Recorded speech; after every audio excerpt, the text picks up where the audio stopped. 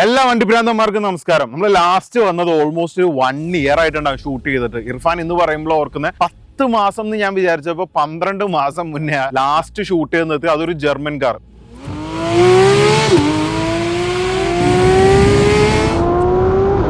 ഇന്ന് കൊണ്ടുവന്നിരിക്കുന്നത് ഒരു ജർമ്മൻ കാർ. പക്ഷെ ഇതിന്റെ ഒരു പ്രത്യേകത എന്താണെന്ന് വെച്ച് കഴിഞ്ഞാൽ, നാട്ടില് ഒരു പോളോ അത്രയും പ്രാന്ത് മൂത്ത് ക്രേസ് ചെയ്ത് അതിനെ മോഡിഫൈ ചെയ്ത് അതിൽ ചെയ്യാൻ പറ്റുന്ന മാക്സിമം ഗ്രാഫിക്സ് വർക്കും അതും ഇതും എല്ലാം ചെയ്ത് ജീവിച്ചൊരു മലയാളി ഇവിടെ വരുമ്പോൾ മെയിൻ ആയിട്ട് നോക്കുന്ന കാര്യം പോളോ ഉണ്ടോ എന്ന് വെച്ച് കഴിഞ്ഞാൽ പോളോ ഇല്ല. പിന്നുള്ളൊരു ഓപ്ഷൻ എന്ന് പറഞ്ഞാൽ GTA ആണ്. GTA നമുക്ക് എവിടെ നോക്കിക്കഴിഞ്ഞാലും കാണാൻ പറ്റും. പിന്നെ ഉള്ളൊരു ഓപ്ഷൻ എന്ന് പറഞ്ഞു കഴിഞ്ഞാൽ ഗോൾഫാർ ഇസ് ലൈക്ക് അതിൻ്റെ ഒരു ഏറ്റവും പീക്കിൽ നിൽക്കുന്ന ഒരു സംഭവം. അതും നമ്മൾ നോക്കുവാണെങ്കിൽ അതിന് വേണ്ടിയിട്ട് ഒരുപാട് ക്ലബ്ബ് കാര്യങ്ങളുണ്ട്. ഒരു യുണീക്കായിട്ട് നിൽക്കാൻ വേണ്ടി ശ്രമിക്കുന്ന ഒരാൾക്ക് എപ്പോഴും ഡിഫിക്കൽട്ടായിട്ട് തോന്നുന്നൊരു കാര്യം ഗോൾഫും GTAയും കാറും എടുത്തു കഴിഞ്ഞാൽ എന്തായിരിക്കും ഫസ്റ്റ് ചെയ്യാൻ പോകുന്ന ഒരു മോഡെന്ന്. പക്ഷെ ഇന്നിപ്പോൾ സംസാരിക്കാൻ പോകുന്ന അതിനെ പറ്റിയല്ല. പക്ഷെ അങ്ങനെ ഒരു മലയാളി ഇവിടെ വന്നതിന് ശേഷം വോക്സ് വാഗനോടുള്ള ഒരു താല്പര്യം കൊണ്ടും വോക്സ് വാഗന്റെ പോളോനോടുള്ള ഒരു ഇഷ്ടം കൊണ്ടും ലുക്ക് റിസംബിൾ ചെയ്യുന്നത് തന്നെ വേറെ രീതിയിലുള്ളൊരു വണ്ടി ഇതുപോലെ വലിച്ചു നീട്ടി ഹൈറ്റ് കൂട്ടിയ ഒരു transporter. It's a Volkswagen T6. Normally നമ്മൾ ഈ വണ്ടിയൊക്കെ കാണുന്നത് UK അങ്ങനെയൊക്കെ പോകുന്നുള്ള സ്ഥലത്താണ്. എന്നാൽ ഈ വണ്ടിയുടെ ഏറ്റവും കൂടുതൽ മോഡിഫിക്കേഷൻസ് നടക്കുന്നതും ആ ഒരു സൈഡിൽ തന്നെയാണ്. ഒരു ജർമ്മൻ വണ്ടി സാധാരണ ഒരു 9 സീറ്റർ ആയിട്ട് ആൾക്കാരെ കൊണ്ടുപോകാൻ വേണ്ടി ഉപയോഗിക്കുന്ന ഒരു വണ്ടി ഈ മച്ചാൻ ചെയ്തു വെച്ചിരിക്കുന്നതും ഇതിൻ്റെ ഉള്ളിൽ ട്രാൻസ്പോർട്ട് ചെയ്യുന്നതും വേറെ ലെവല് പരിപാടിയാണ്. ഇവരെ ഡ്രഗ് കാർട്ടൽ സീനോ കാര്യങ്ങളോ ഒന്നും അല്ല. പക്ഷെ ഇതിൻ്റെ ഉള്ളിൽ ട്രാൻസ്പോർട്ട് ചെയ്യുന്ന സാധനമാണ് ഏറ്റവും വലിയ സർപ്രൈസ് എന്ന് പറയുന്നത്.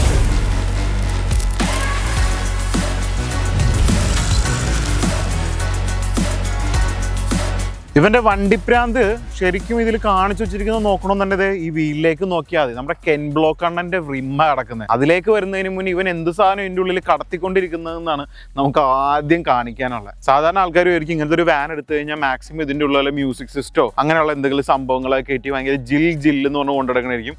ഷോസിനോ കാര്യങ്ങളൊക്കെ കൊണ്ടുപോയി വണ്ടി പാർക്ക് ചെയ്യാം, ഉള്ളിൽ ഫുള്ള് കംപ്ലീറ്റ് ലൈറ്റും കാര്യങ്ങളൊക്കെ സെറ്റ് ചെയ്ത് കുറച്ച് നല്ല മ്യൂസിക് സിസ്റ്റം ഒക്കെ വെച്ച് പൊളിക്കാമെന്ന്. പക്ഷെ ഇതൊന്നും അല്ല ഇതിൻ്റെ ഉള്ളിൽ.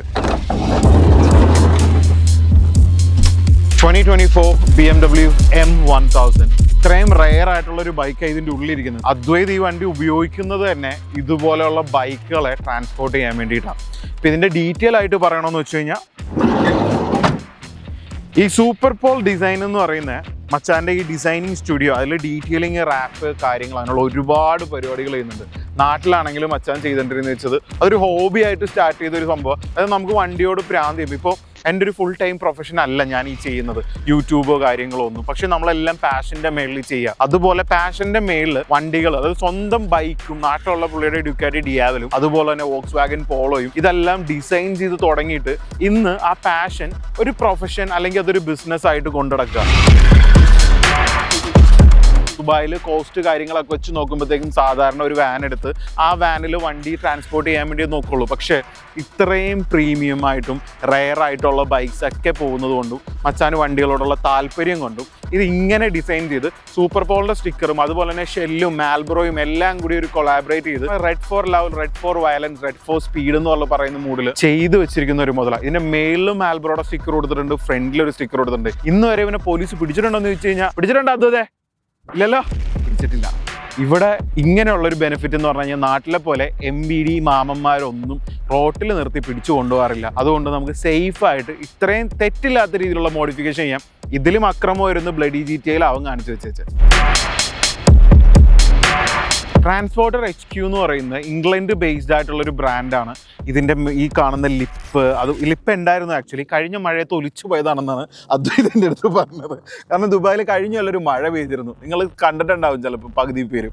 ഒരുപാട് വണ്ടികൾ എൻ്റെ ഉൾപ്പെടെ പേഴ്സണലി ഉള്ള കളക്ഷൻസിൽ നിന്ന് വണ്ടികളൊക്കെ പോയിട്ടുണ്ടായിരുന്നു. ഇനിയിപ്പോൾ തിരിച്ചു വരാം, അതൊരു സങ്കടക്കഥയാണ്. പക്ഷേ ട്രാൻസ്പോർട്ടർ HQ എന്ന് പറയുന്ന ആ ഒരു കമ്പനിയുടെ അടുത്ത് നിന്നാണ് ഈ കാണുന്ന ഈ ഒരു പോർഷൻ മേടിച്ചിരിക്കുന്നത്. പക്ഷെ മേളിലേക്ക് നോക്കുവാണെങ്കിൽ ശരിക്കും പറഞ്ഞു കഴിഞ്ഞാൽ ഒരു സ്പോട്ട് ലൈൻ ബമ്പർ തന്നെ വന്നിട്ടുണ്ട്. അതുപോലെ തന്നെ ഇത് ബ്ലാക്ക് ഔട്ട് ചെയ്തിട്ടുണ്ട്. ആക്ച്വലി ഇതിന്റെ ഒരു പിക്ചർ ഡ്രോപ്പ് ചെയ്യാം, ഇതിന്റെ ഒറിജിനലി ഈ 9 സീറ്റർ വണ്ടി എങ്ങനെയുള്ളതെന്ന്. അതിൽ നിന്ന് ഇത് കാണുമ്പോഴത്തേക്കും നിങ്ങൾക്ക് മനസ്സിലാവും എത്രത്തോളം ആളുടെ ടച്ച് ഇട്ടിട്ടുണ്ടെന്ന്. നമ്മുടെ ഗോൾഫിലും GTയിലേക്ക് വരുന്ന സെയിം എഞ്ചിൻ ഈ വണ്ടിയിലിരിക്കുന്നത് എന്നാൽ വേ അണ്ടർ പവർഡ് ആണ്. ഒരു 2 ലിറ്റർ 4 സിലിണ്ടർ എഞ്ചിൻ. ഇതിന് ആൾ എന്താ ചെയ്തിരിക്കുന്നതെന്ന് വെച്ച് കഴിഞ്ഞാൽ ശരിക്കും ഇത് കമ്പനി ഇത്രയും അണ്ടർ പവർഡ് ആയിട്ട് കൊടുക്കുന്നുള്ള കാര്യം എന്ന് വെച്ച് കഴിഞ്ഞാൽ 9 സീറ്ററിൽ ആൾക്കാരെയും കൊണ്ടുപോകാനുള്ള വണ്ടിയാണ്. ഓവർ പവർ കൊടുത്ത് ഇതെങ്ങനെ എവിടെയെങ്കിലും പോയി കയറി കഴിഞ്ഞാലോ എന്നുള്ളൊരു പ്രശ്നം കൊണ്ടാണ് കമ്പനി സെയിം എഞ്ചിനിൽ ഇത്രയും പവർ കുറച്ച് കൊടുക്കുന്നത്. എന്നാൽ ഇതിനുള്ളിൽ ഇപ്പോൾ ഇരിക്കുന്ന തന്നെ ഒരു M1000RR അതും 2024 മോഡൽ ഇത്രയും പവർഫുൾ ആയിട്ടുള്ള ഒരു ബൈക്കൊക്കെ പോകുമ്പോൾ വണ്ടിക്ക് ഒരു പവർ വേണ്ടേ. ആൾ ഇത് എഞ്ചിനിൽ ട്യൂൺ ചെയ്തിട്ട് ഓൾമോസ്റ്റ് 250 HP ആക്കി വെച്ചിട്ടുണ്ട്.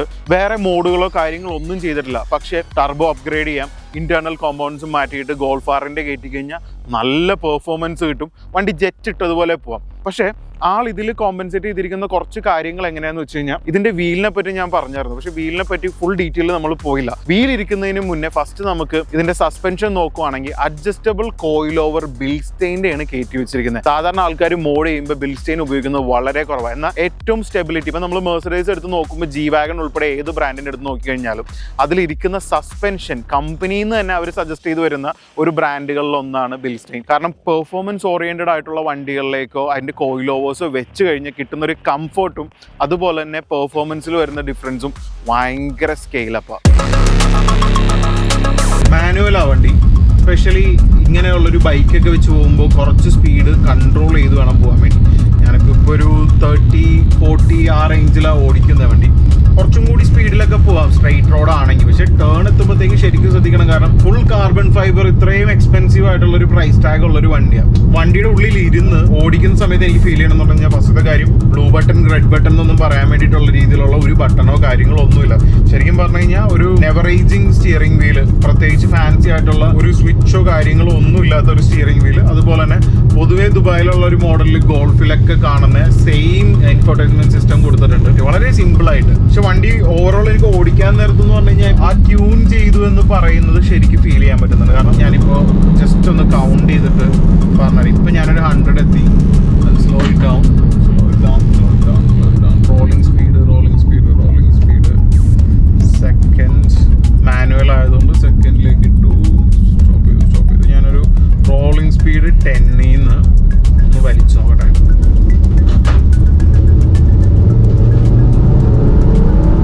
ഓൾറെഡി 80 കഴിഞ്ഞു. 120 ഈസി. സ്ട്രൈറ്റ് റോഡില്ല 120 ഈസി ആയിട്ട് അടിച്ചു വണ്ടി. Nice, not bad. അപ്പോൾ അതെത്ര സെക്കൻഡ്സ് എടുത്തു എന്ന് എനിക്ക് കൗണ്ട് ചെയ്യാൻ വേണ്ടി പറ്റില്ല. കാരണം കുറച്ച് ടെൻസ്ഡാണ് ഈ ബൈക്ക് ഇരിക്കുന്നുണ്ട്. പക്ഷെ 120 ഈ ബൈക്കും വെച്ചിട്ട് ഒരു വൈബ്രേഷനും ഇല്ല, വണ്ടി ബൗൺസ് ചെയ്യുന്നില്ല.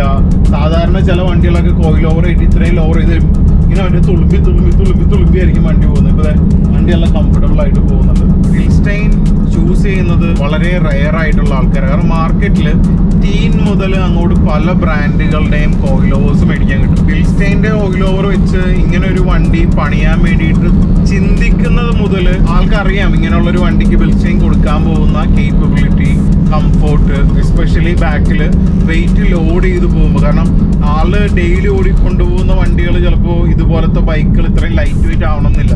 ഹെവി ആയിട്ടുള്ള ബൈക്കുകൾ ഉണ്ടാവാം, ഹാർലി ഡേവിഡ്സൺസ് ഉണ്ടാവാം, ഹയാബുസ ഉണ്ടാവാം, പല ടൈപ്പ് ഓഫ് ബൈക്കുകൾ ഉണ്ടാവും. ഒരു ഗോൾഡ് വിങ് ഒക്കെ ഇതിന്റെ ബാക്കിൽ കയറ്റണമെന്ന് വിചാരിച്ചു കഴിഞ്ഞാൽ നല്ല വെയിറ്റ് ഉള്ള വണ്ടിയാണ്. വൺ ഡേ പേഴ്സണലി ഇവന്റെ കയ്യിൽ നിന്ന് ഈ വണ്ടി എടുത്തിട്ട് ജസ്റ്റ് ബൈക്കൊന്നും ഇല്ലാതെ കീ റൈഡൊക്കെ ഇടാൻ വേണ്ടി പറ്റിയ വണ്ടിയാണ്. അദ്വൈത് എനിക്ക് ഒരുപാട് കൊല്ലങ്ങളായിട്ട് അറിയുന്നത്. ഞാനിപ്പോൾ അവൻ്റെ ഒരു ഡിസൈനിങ് സ്റ്റുഡിയോയുടെ ഒരു മാർക്കറ്റിങ്ങിന് വേണ്ടിയിട്ടോ കാര്യങ്ങളോ ഒന്നും എടുത്ത വണ്ടിയാണ്. എൻ്റെ ഗ്രീൻ ഫോർഡ് ഇതുവരെ എപ്പിസോഡ് ചെയ്തിട്ടില്ല വണ്ടി. പഴയ വണ്ടിയിൽ ആ സിൽവർ സ്റ്റിക്കർ കംപ്ലീറ്റ് ചെയ്തിരിക്കുന്നത് അദ്വൈതം. അതുപോലെ തന്നെ നമ്മുടെ ഫ്രണ്ട് സർക്കിളിലുള്ള പല ഫ്രണ്ട്സിൻ്റെയും വണ്ടികൾ നല്ല രീതിയിൽ ഡിസൈൻ ചെയ്തിട്ടുണ്ട്. ഈ വണ്ടി തന്നെ കണ്ടു കഴിഞ്ഞാൽ നിങ്ങൾക്ക് അറിയാം ആളുടെ ആ ഒരു ഡിസൈനിങ് സ്കില്ല്.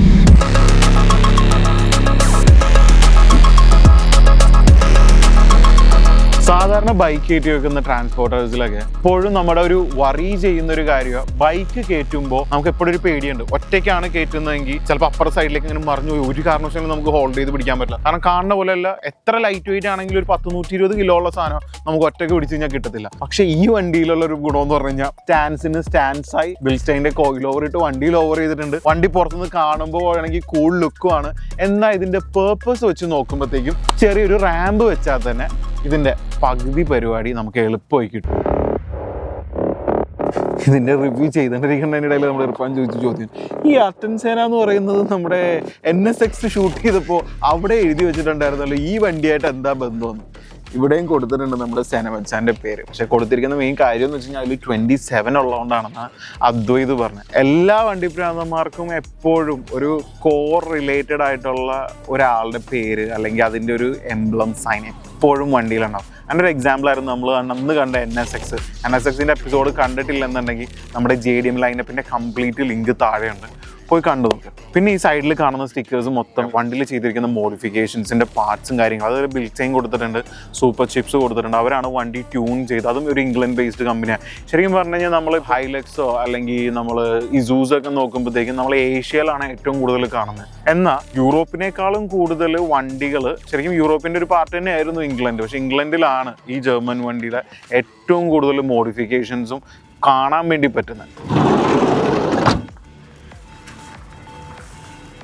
വെരി വിസി ഈ ഒരു സംഭവം ശരിക്കും പറഞ്ഞു കഴിഞ്ഞാൽ ഐ സോ ഐ കോൺകേർഡ് എന്ന് പറയുന്ന പോലെ ഈ തെണ്ടി ദുബായിലേക്ക് വന്നു, ഈ വണ്ടി കണ്ടു, ഇതിനിങ്ങനെ ആക്കി മാറ്റിയെന്ന് അവൻ തന്നെ പറഞ്ഞൊരു കാര്യം അവൻ എനിക്ക് ഈ ഒരു ഭാഷയിൽ പറഞ്ഞു തന്നിട്ട് പറഞ്ഞു. ഇതുകൊണ്ടാണ് ഞാൻ ഈ സ്റ്റിക്കർ ഒട്ടിച്ചത്.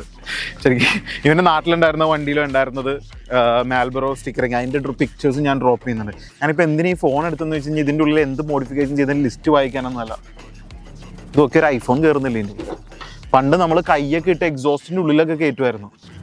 ഈ കണ്ടീഷനിലാണ് ഓടിച്ചുകൊണ്ട് വന്നത്. ഇതേ നമ്മുടെ കെൻ ബ്ലോക്ക് അണ്ണൻ്റെ വീല് കാണുന്നത് വളരെ റെയറാണ്. ഫസ്റ്റത്തെ കാര്യം, ഇങ്ങനൊരു വണ്ടിയിൽ ഇതിൻ്റെ PCD വരുന്നത് തന്നെ കംപ്ലീറ്റ് ഡിഫറെൻ്റാണ്. അപ്പോൾ മച്ചാൻ എന്താ ചെയ്തിരിക്കുന്നതെന്ന് വെച്ച് കഴിഞ്ഞാൽ ഈ വണ്ടിയുടെ PCDക്ക് അഡാപ്റ്റർ മേടിച്ചിട്ട് അതിൽ ഈ ഒരു വീല് സെറ്റ് ചെയ്തിട്ട് ഈ വൈറ്റ് ആയിട്ട് മാച്ച് ചെയ്ത്, സത്യം പറഞ്ഞു കഴിഞ്ഞാൽ അൾട്ടിമേറ്റ് റെയർ ആയിട്ട് കിട്ടുന്ന ഒരു വീലാണ്. പല ആൾക്കാരെയും താല്പര്യമുണ്ട് ഒരു ഫോക്കസ് STയിലൊക്കെ എടുത്തിട്ട് ഈ റിം ഇടാൻ വേണ്ടിയിട്ട്. പക്ഷേ ഈ വണ്ടിയിലാണ് എനിക്ക് തോന്നുന്നു, ഞാൻ ആ കെൻ ബ്ലോക്കിൻ്റെ വണ്ടി കണ്ടതിന് ശേഷം ഏറ്റവും സ്യൂട്ടായിട്ട് തോന്നിയിരിക്കുന്ന മറ്റൊരു വണ്ടി എന്ന് പറഞ്ഞു കഴിഞ്ഞാൽ I think this is one. German വണ്ടികൾ എന്ന് പറഞ്ഞു കഴിഞ്ഞാൽ അതിപ്പോൾ ഒരു ചെറിയ ഒരു എന്താ പറയുക, ഒരു സൈക്കിൾ മുതൽ അങ്ങോട്ട് എന്ത് സാധനം ജർമ്മൻ ബിൽഡ് നോക്കിക്കഴിഞ്ഞാൽ അതിലൊരു ക്വാളിറ്റി എന്ന് പറയുന്ന സാധനമുണ്ട്. ഈ ഡോറ് തുറക്കുന്നതിന് ഇത്രയും ഹെവി ആയിട്ടുള്ളൊരു ഡോറാണ്. ജസ്റ്റ് ഒന്ന് ടച്ച് ചെയ്ത് കൊടുത്തു കഴിഞ്ഞാൽ സാധാ ഒരു വണ്ടിയുടെ തുറന്നു വരുന്നത് പോലെ വരും.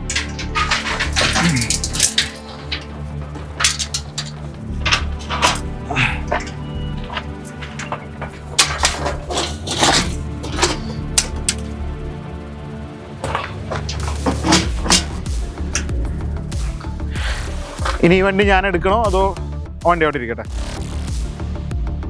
എക്സോസ്റ്റ് എന്തെങ്കിലും ചെയ്തിട്ടുണ്ടെന്ന് വെച്ച് പറഞ്ഞു കഴിഞ്ഞാൽ എക്സോസ്റ്റ് ചെയ്ത് കഴിഞ്ഞാൽ നല്ല വൃത്തികേടായിരിക്കും.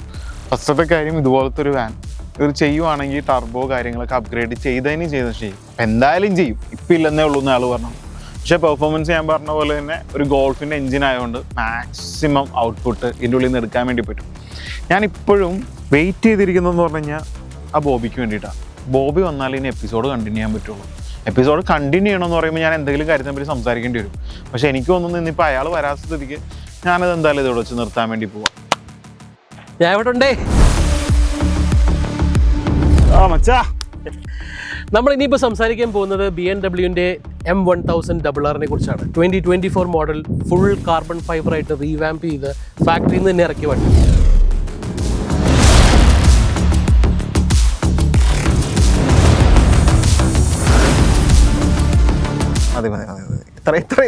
ഇത്രയും ഡീറ്റെയിൽ മതി.